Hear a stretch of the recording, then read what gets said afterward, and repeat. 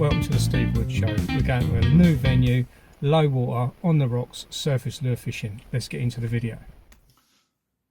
Fucking wanker. Whose fucking channel is it anyway? Who's he think he is? Only joking. Anyway, in tonight's video, we're going to be going over, talking a little bit about surface lure fishing. Obviously, this session, we did get a little bit of live footage. Unfortunately, right, my language was terrible. But like I said to Steve Wood when we were filming it, I said, "Oh my God, when we get back, when I get back home, I'm going to have to edit it all, really edit it down because my language is absolutely terrible." Anyway, what happened was I got home and I hadn't even turned the audio on. I didn't know. I hadn't used the cam for ages. I don't normally film it because obviously we're normally fishing at night time. This was an early evening session. The little bits, so only little bits. This actual video is I'm going to be going over some surface lures, maybe give someone an idea who ain't got a clue what they're fucking buying. Maybe it might help someone in that respect, getting the right. You don't buy that old crap, do you? You know what I mean? You want to buy something that works. That's what it's all about, isn't it? So let's get into the video. So right, first on the list, yes, it's the Duo Realis. This is the one that done all the damage. Steve Wood, 3-0. Anyway, this is the one that done all the damage. Yeah, there he goes again. Look at him. Look, he's into another fish. Bless him, little heart. Look, oh, he's loving it. He is. He's 2-0 up at this moment. That's another little fish. Not a bad fish. Probably about 45, something like that. But still more than what I was catching. Anyway, tell you the story about this lure. Now, I actually bought one of these. It wasn't this one. He actually gave me this because he bought about 6 of them. He bought a job lot of all different white one, a special centenary one or something of the Duo Realis. But I'd actually given him my original. I'd never caught bugger on him. I don't know what it is about it. It just seems to have its sus. I mean, last year it didn't really come into play much, but like the year before when we was fishing at another venue, it was absolutely crushing it. There was times that was the only thing that actually caught. I mean, you never hear of anybody really using the Duo Realis.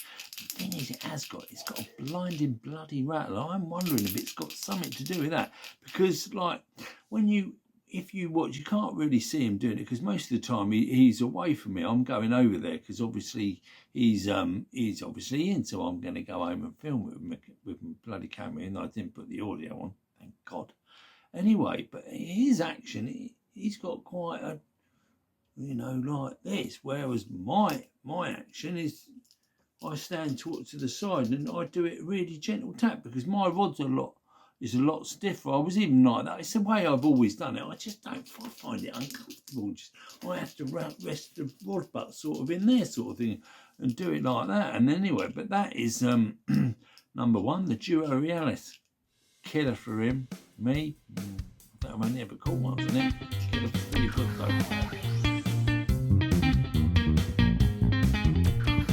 So moving swiftly on, like the next lure is the is the Frosty. Now this is the 500G version. This is not last year, the year before. Me and Steve Wood, one of the other videos, it's the Frosty versus the Realis, and that was the one I was nailing them on. Funny how that day worked, because it's like it started off, Stevie was doing really well, and then all of a sudden I started getting them. Whether I changed, I don't know what it was, but that seemed to do really well that day. So that's the Frosty. Next, right then, where are we? Let's have a little look at that, see where we were here. Oh look, there he goes again. This is his fish number 3. Fish number 3 for Mr. Wood. Yeah, this all again on the Duo Realis. I failed to remember, to actually forget to tell you that not only I hadn't up to this point and a little bit beyond, I hadn't had nothing. Was he'd caught 3, but he hadn't just caught 3 because he'd had blow ups, out of all where he was. I wasn't getting absolutely nothing, and all of a sudden, when I'd come up with my 3,000th excuse why I wasn't catching anything, I was talking to him, and bloody, I hooked one. I thought, yes, at last, I say. But anyway, started reeling it in. I could just tell it just didn't feel like it was hooked very well. Sure enough, it got off. Then the next cast, the cast out, and bloody, it was like a great big explosion. I paused and waited, like like we do sometimes. Nothing. It had gone. Yeah, there it is. It's just this. This is just normal fishing, just doing. Anyway, on to the next lure. What we got next? Oh, right. The good old Pachenko, the 125. That's the inner RG. That's been a good lure for me. Funny how it works like that. I crushed it on that one day, but the day before it was the Frosty. And funnily enough, that venue that we seemed to have this great run of surface lure fishing 2 years ago, we never caught bugger all there last year. It doesn't make sense, you know what I mean? We was getting them nearly every single night. But then for some reason last year, they just seemed to elude us. I don't know why. Right, next on, this is little baby brother. This is the this is the baby Pachenko, the 100mm, whatever it is. Lovely. That's in the 500G version. Another killer little lure. You should have fun. It's one of them lures, when it's really flat as a pancake, that little baby. When things ain't working, that's done the business for me, that one. Right, what else we got here? We got a Lucky Craft gunfish. Now, I actually got this by mistake. I actually ordered a Sammy, and that turned up, and I realised that didn't look right. That's something quite wrong with that. But anyway, I still went along with it anyway. Got it. That's obviously, I don't know what size it is. All I know is it's smaller than its big brother. That's a really old one. That's another one from when the bass man used to come with us. Crushed it on that. That goes out, flies like a bullet. That goes out a long way. Another great lure. Right, what else we got? We've got the IMA salt skimmer. Another one. I haven't used it for a few years, but that's another brilliant. I actually forgot all about it, to be honest. I sold the other one that I had. That's obviously in the mullet. Right. What else we got? Oh, yeah. This is a bit of a new kid on the block, really. This is the Fish Assess Petite. This is the smaller one. I think I should have got the bigger one. Something like White Flash, I think it is the one that's the governor one. Do you know what I mean? But it's the slightly bigger version. Right then, what else have we got down here in my little book of tricks? Right, we've got. Oh, I can't not mention it. This is the. This is the one at the beginning, the video at the beginning where I say I'm in. That is the that was caught on the Auto Walker. That great big, what a take that was. And also there's a white version. Look at that. It just looks great, doesn't it? Great little lure. Yeah, I remember I was having it off one day with that bloody thing. It was absolutely nailing them, and I cast it out and got a wind knot, and it snapped off. And bloody, could I get one? Anyway, that's another story. Lost lures is all part of it, they don't last forever. Oh yeah, I forgot. There's a little baby one now, look.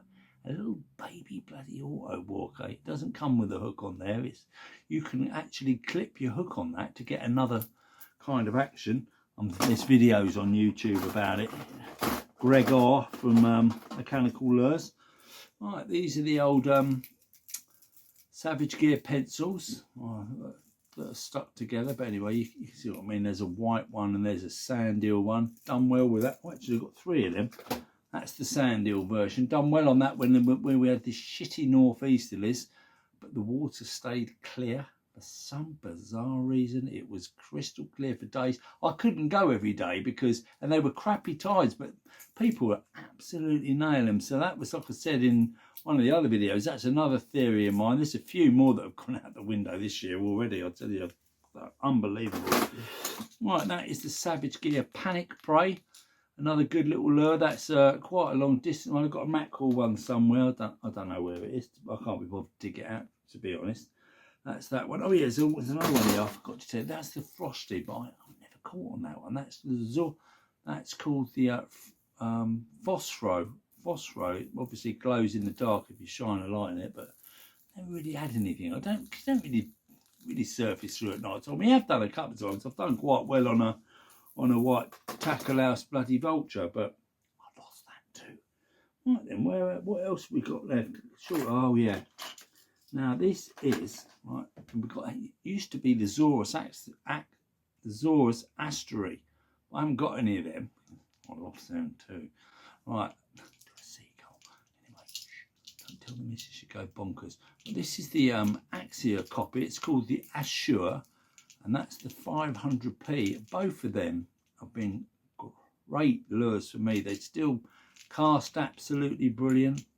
You know, half the price, less than half the price. You can't really go wrong. I mean, the Astery that I used to have was the oh God, what was it called? Was the RG, like the that's why I got the Pachenko in that style. You know, because I've obviously it worked. Do you know what I mean? But there's loads of ones that people use, Ghost Lancon and things like that. I can't remember, Sun Slick or something like that. I don't know what it is. But yeah, that's basically the 10. I think if it's 9, oh well, sorry.